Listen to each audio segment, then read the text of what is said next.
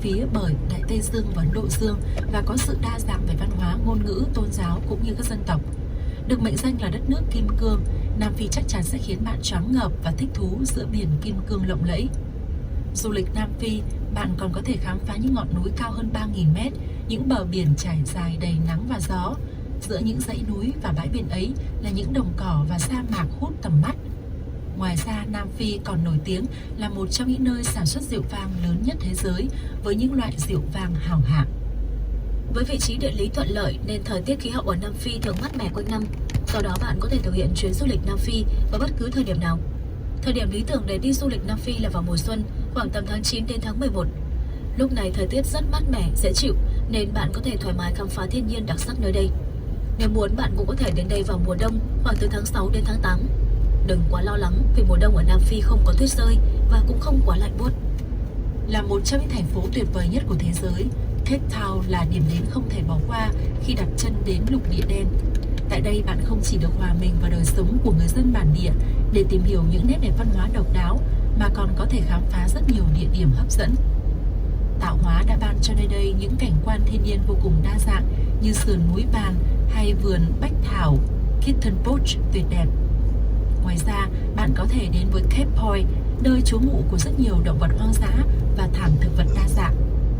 Một trong những điểm tham quan hàng đầu của Cape Town là Victoria and Albert Waterfall, với nhiều hoạt động như mua sắm, thưởng thức ẩm thực và tham gia các hoạt động vui chơi giải trí. Còn Johannesburg, thành phố có diện tích rộng nhất Nam Phi, nơi được mệnh danh là thành phố vàng do nơi đây chuyên khai thác các kim loại quý hiếm và cũng là trung tâm kinh tế của đất nước. Đến với Johannesburg, bạn đừng bỏ lỡ những điểm đến hấp dẫn từ quảng trường Nelson Mandela, vườn bách thảo Walter Sisulu, bảo tàng Apartheid cho đến vườn bách thú Johannesburg, Gold Grape City. Một gợi ý khác cho các bạn khi tới Nam Phi, Stellenbosch là một trong những thị trấn đẹp nhất và được bảo tồn nguyên vẹn ở đất nước cầu vồng. Stellenbosch cũng sở hữu nhiều nhà hàng được đánh giá cao nhất ở Nam Phi. Đến đây bạn đừng quên trải nghiệm không gian ở các quán cà phê vỉa hè. Một số địa điểm tham quan mang đậm dấu lịch sử ở đây là bảo tàng Village có niên đại từ năm 1709 đến năm 1850, hay bảo tàng Rupert trưng bày các tác phẩm quan trọng của các nghệ sĩ Nam Phi. Ẩm thực Nam Phi rất đa dạng và phong phú, mang dấu ấn của văn hóa và những giai đoạn lịch sử của vùng đất này. Do đó mà những món ăn ở đây luôn độc đáo, hấp dẫn, giữ chân các du khách đến Nam Phi du lịch. Một số món ăn ngon nổi tiếng ở Nam Phi mà bạn không nên bỏ lỡ là boboti, món ăn được chế biến từ thịt băm nướng với trứng; chakalaka, nấu cà ri, thịt nướng brai. Lúc thưởng thức các món ăn, bạn có thể kết hợp với các loại đồ uống như bia, kumquat làm từ ngô bạch nha và nấm men hay rượu vang. Bên cạnh đó, khi đi du lịch Nam Phi, có một số lưu ý bạn nên ghi nhớ để chuyến đi của mình thật hoàn hảo. Đó là mang theo kem chống muỗi và chống côn trùng. Nam Phi có nhiệt độ lên xuống khá thất thường nên bạn rất cần chuẩn bị sẵn quần áo ấm, khăn quàng, mũ. Nam Phi chỉ cho phép giao dịch bằng tiền rand, không chấp nhận thanh toán bằng bất cứ loại tiền tệ nào khác kể cả đô la Mỹ. Bên cạnh đó, Nam Phi sử dụng dòng điện 220V, 250V, ổ cắm loại 3 chấu vuông. Vì vậy nên mang theo ổ chuyển đổi phích cắm và ổ cắm đa năng dành cho du lịch. Đặc biệt không tự ý chụp ảnh động vật đang được cho ăn trước cổng các khu tham quan hoặc cảnh sát người dân, vì sau đó bạn sẽ bị bắt phải trả phí. Không cần phòng kia.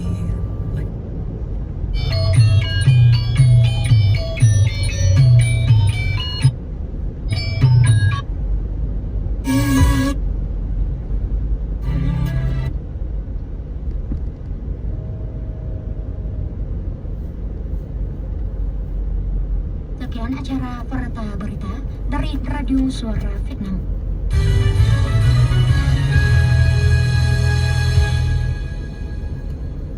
Saudara pendengar, tidak di luar kecemasan dari kalangan analis, belum sampai sepekan setelah ledakan yang mengguncangkan kota Beirut, pemerintah Lebanon, pimpinan Perdana Menteri Hassan Diab pada Senin 10 Agustus telah menyatakan meletakkan jabatan.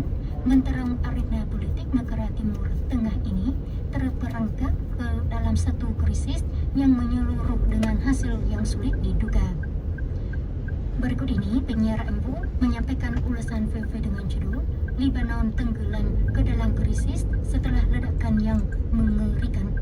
Saudara pendengar, dalam pidatonya di layar televisi tentang alasan meletakkan jabatan, Pramili Hassan Nia menegaskan ledakan di Pelabuhan Beirut pada tanggal 4 Agustus yang menghancur lulukan ibu kota dan menimbulkan kegusaran di kalangan opini umum merupakan hasil dari korupsi besar-besaran dan menugaskan ini sebagai satu kejahatan. Keputusan letakkan jabatan dari pemerintah Lebanon dianggap sebagai akibat yang wajar dari seratan perkembangan yang mendekatkan di arena protes maupun di jalan-jalan di Lebanon selama hari-hari ini. Bertolak dari ledakan mengerikan yang menewaskan sedikitnya 158 orang dan melukai kira-kira 6.000 orang lain, menimbulkan kerusakan terhadap separuh kota Beirut dan kerugian ekonomi diperkirakan mencapai 5 miliar USD. Sehari sebelum pernyataan peletakan jabatan dari pemerintah pimpinan Pramili Hassan Nia terhadap 3 menteri, seorang asisten seorang perdana menteri dan beberapa legislator parlemen Lebanon menyatakan peletakan jabatan dengan alasan yang bersangkutan dengan ledakan. Sementara itu, kampanye demonstrasi untuk memprotes dan meminta kepada pemerintah supaya menerima tanggungjawab atas ledakan ini juga mengalami perkembangan yang teramat rumit. Pada Minggu 11 Agustus, banyak demonstran yang menyerbu gedung-gedung dari Kementerian Urusan Masyarakat Pengungsi dan Kementerian Ketenagakerjaan negara ini di pusat ibu kota Beirut. Khususnya di jalan masuk ke Prakasa Parlemen juga terbakar ketika ada ratusan demonstran yang memprotes pemerintah berusaha merampok pagar keamanan untuk masuk ke kawasan ini. Kantor berita nasional Lebanon NNRA memberitakan telah terjadi banyak bentrokan antara demonstran penentang pemerintah dengan pasukan polisi pada malam harinya.